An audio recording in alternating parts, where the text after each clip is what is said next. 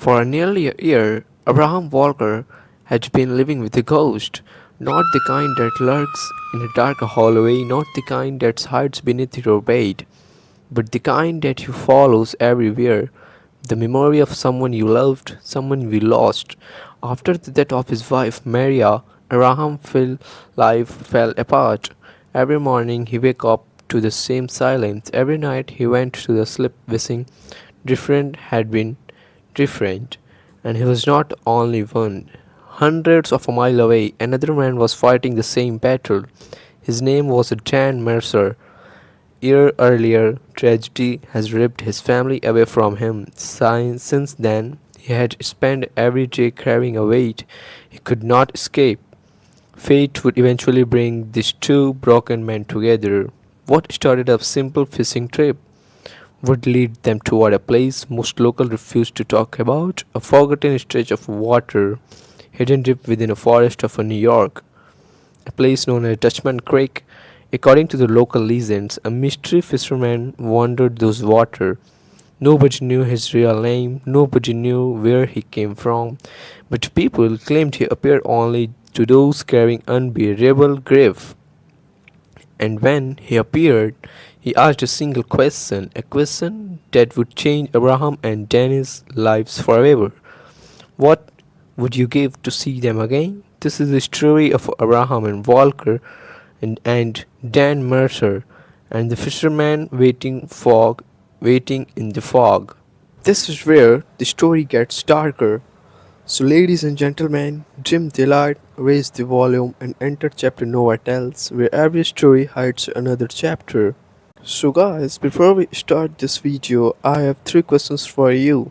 If you listen this video carefully till the end, you are able to give answer of my questions. So let's start my question.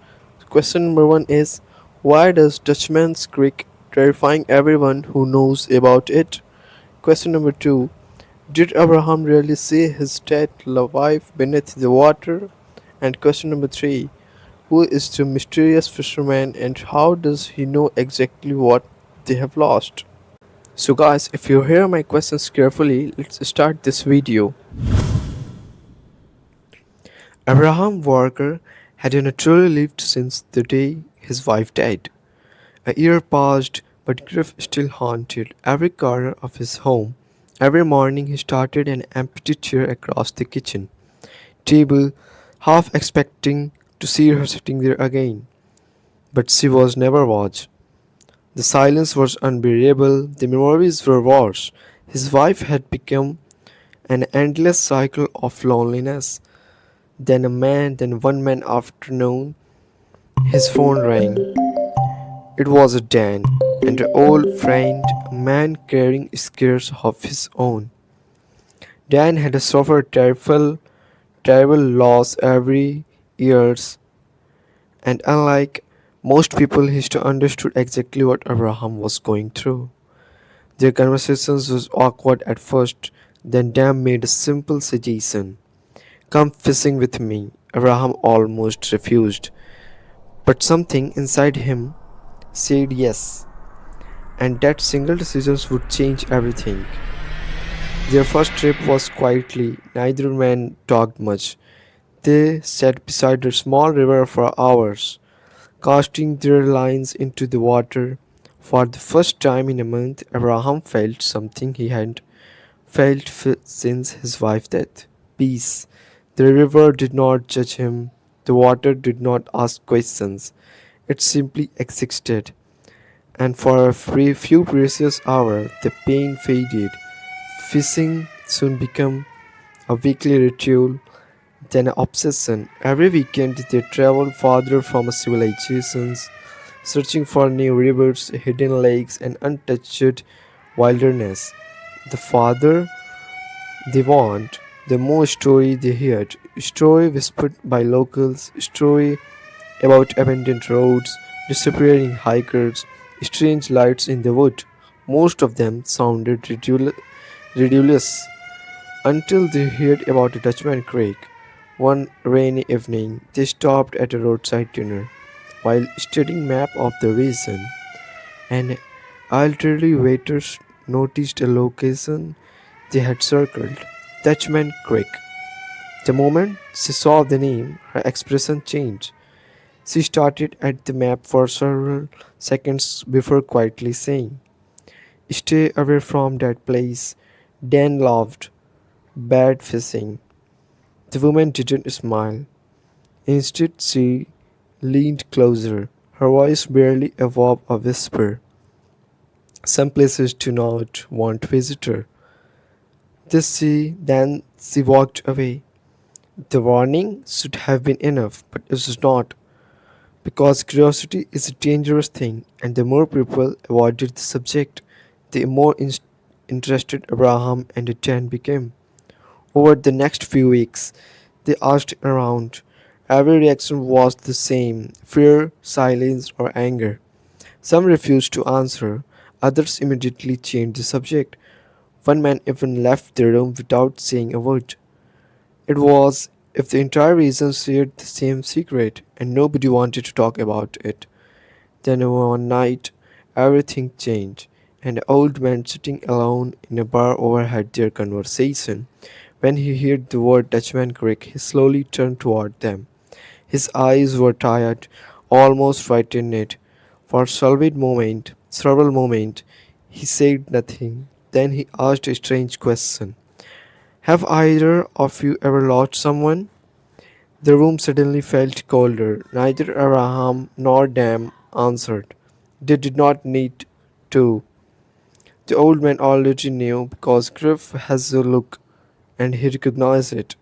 The old man told them a story, a legend passed down through a generation. According to local folklore, a mysterious fisherman lived somewhere near Dutchman Creek.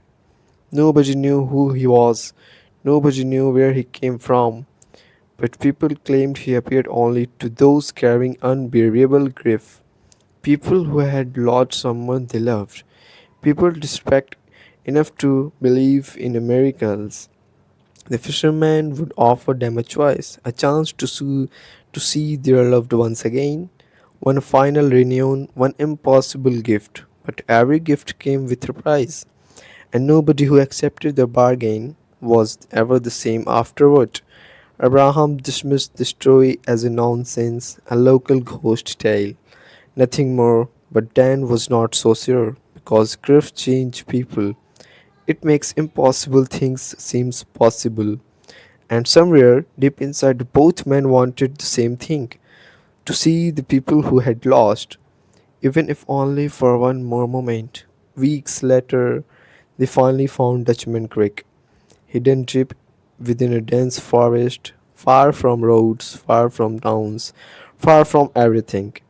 At first glance, it looked ordinary, a narrow stretch of dark water winding through ancient trees, but something felt stronger.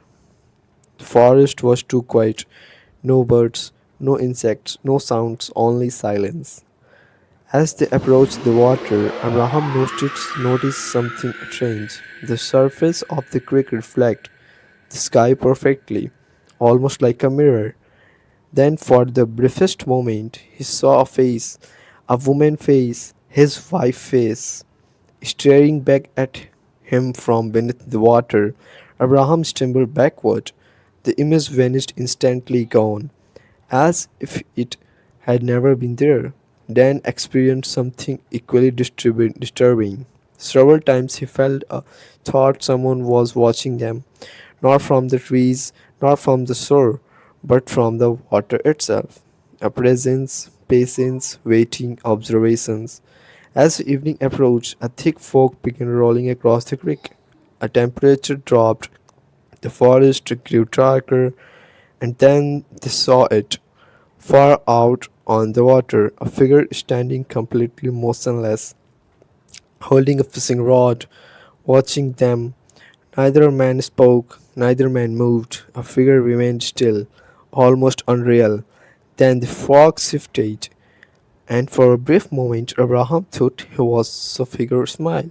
A cold wind swept across the water, and from somewhere within the fog a voice emerged, low, calm, ancient.